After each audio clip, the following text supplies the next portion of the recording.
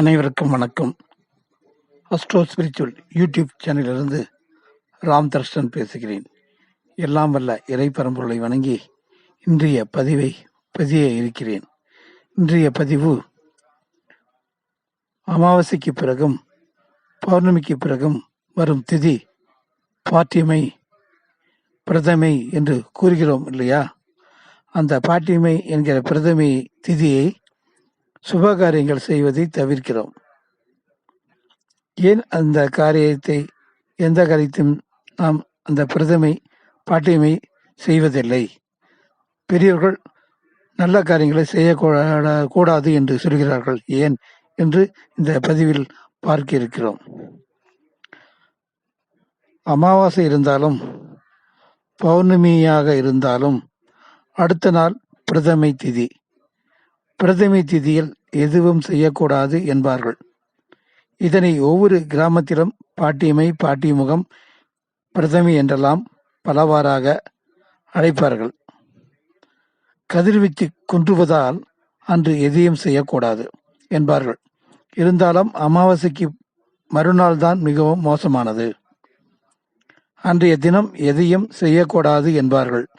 போர் தொடுத்தல், ஆணீரை கவர்தல் போன்றவை செய்யலாம் என்று கூறுவார்கள். போருக்கான துவக்கங்களை அன்று செய்யலாம். நோய்வாய்ப்பட்டிருப்பவர்கள் அமாவாசை தாண்டுவார்களா என்று வைத்து கூறுகின்றனர். அமாவாசையை நாம் அறிவியல் பூர்வமாக பார்க்கலாம். ஆத்மாக்காரகன் சூரியன். ஆத்மா என்பது உயிர். உடலுக்கு உரியவன் சந்திரன். சூரியனும் சந்திரனும் இணைவது அமாவாசை அன்று. இரண்டுமே இயல்பு நிலை மாறுபட்டவை. அவைகள் ஒன்றாக சேரும்போது சீக்கிரமாகவே ஆவி பிரியும்.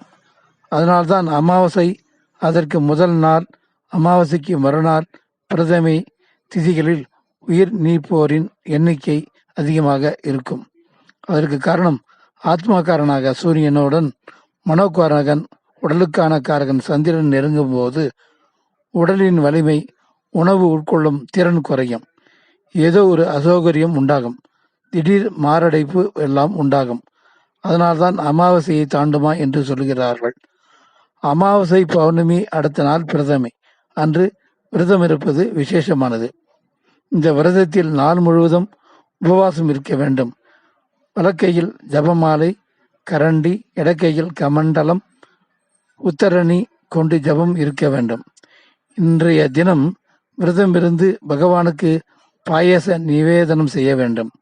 நாள் முழுவதும் உபவாசம் இருக்க முடியாதவர்கள் இரவு பொழுது மட்டும் உணவு அருந்தி விரதம் இருக்கலாம், அல்லது நீர் ஆகாரம் மட்டும் அருந்தி விரதம் இருக்கலாம். இந்த விரதம் இருப்பதன் மூலம் செழிப்பான வாழ்வு, மரணத்திற்கு பின் சொர்க்கம் கிடைக்கும்.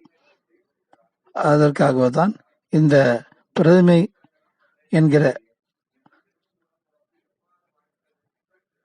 பாட்டிமை திதியை சுபகாரியங்கள் செய்வதை தவிர்த்து அசுப காரியங்களை செய்வதை எல்லோரும் ஊக்குவிப்பார்கள். ஆகவே இந்த பதிவை கேட்டு பாட்டிமையை தவிர்த்து எந்த காரியங்களை பாட்டிமையை செய்ய வேண்டும் என்பதை உணர்ந்து செய்து வெற்றி பெற வாழ்த்தும் அன்பன். நன்றி, வணக்கம்.